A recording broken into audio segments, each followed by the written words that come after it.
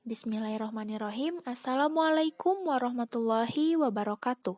Perkenalkan, kami dari kelompok 8 yang beranggotakan saya Yayu Hayati dengan NIM 1951301 beserta rekan saya Milpa Nursyamsiah dengan NIM 1951303. Dalam video kali ini, kami akan membahas materi mengenai pengelolaan sarana dan prasarana pendidikan. Adapun tujuan pembuatan video kali ini yaitu untuk memenuhi salah satu tugas mata kuliah pengelolaan pendidikan 1 yang diampu oleh Bapak Dr. Andes Cici Nurul Haq MPD. Baik, untuk materi yang pertama, kami akan membahas tentang pengertian pengelolaan sarana dan prasarana pendidikan. Sarana dan prasarana sangat penting dalam dunia pendidikan karena sebagai alat penggerak suatu pendidikan. Sarana dan prasarana pendidikan dapat berguna untuk menunjang penyelenggaraan proses belajar mengajar, baik secara langsung maupun tidak langsung dalam suatu lembaga dalam rangka mencapai tujuan pendidikan.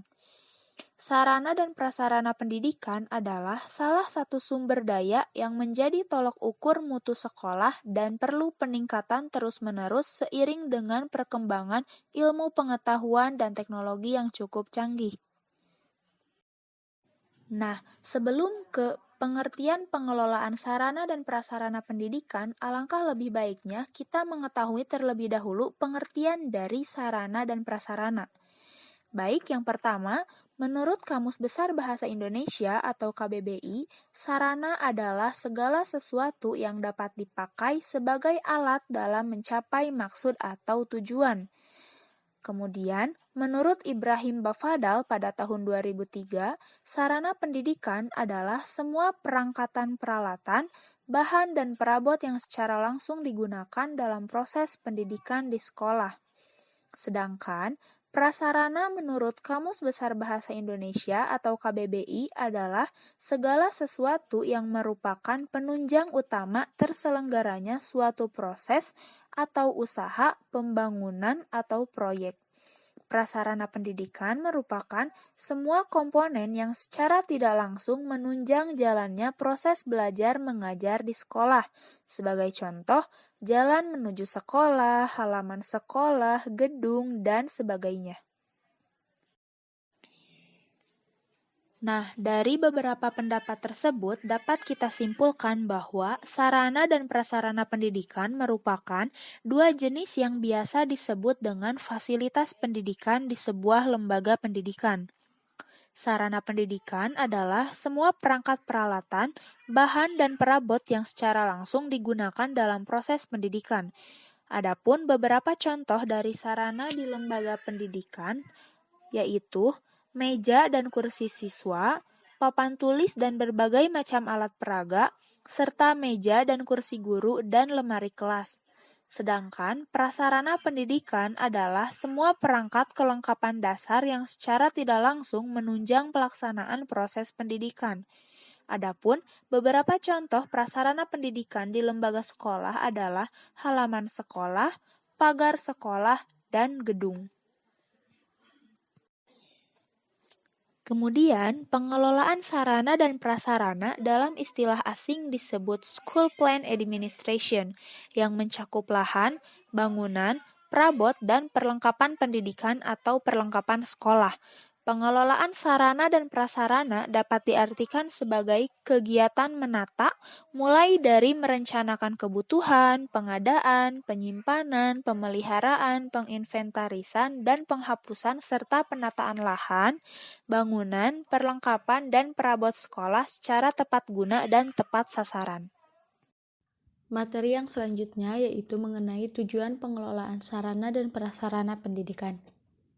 Secara umum, tujuan pengelolaan sarana dan prasarana pendidikan ini adalah memberikan pelayanan secara profesional di bidang sarana dan prasarana pendidikan dalam rangka terselenggaranya proses pendidikan secara efektif dan efisien. Secara rinci, tujuan pembelajaran itu adalah sebagai berikut.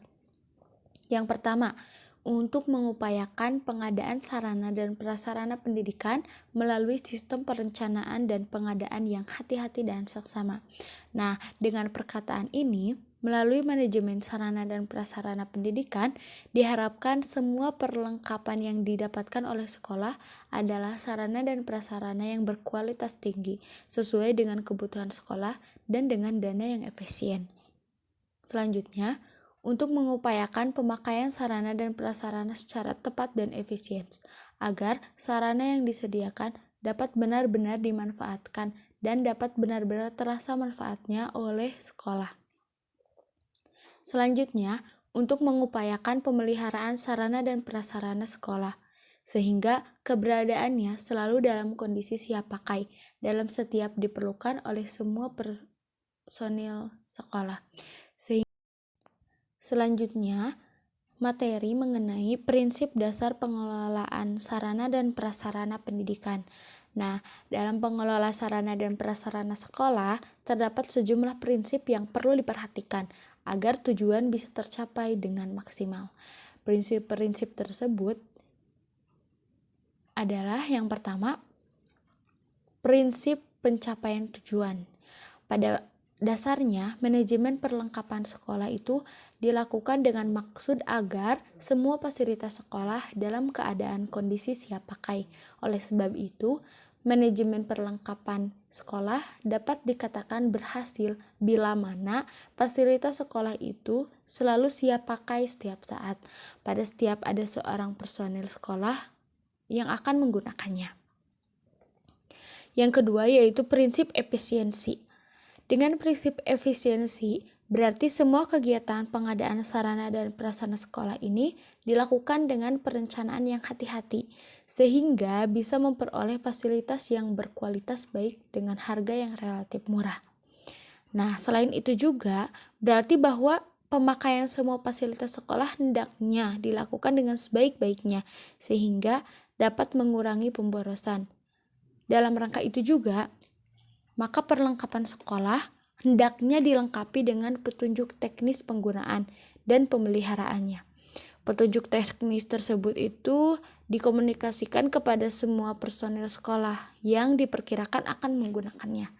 Nanti selanjutnya, bila mana dipandang perlu, maka dilakukan pembinaan terhadap semua personil.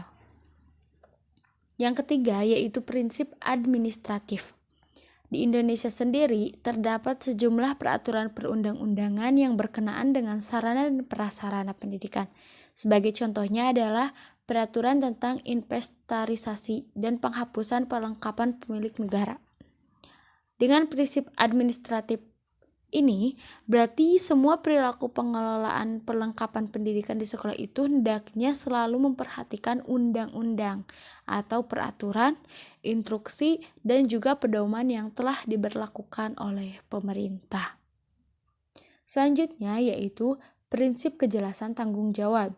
Di Indonesia sendiri tidak sedikit adanya lembaga pendidikan yang sangat besar dan maju.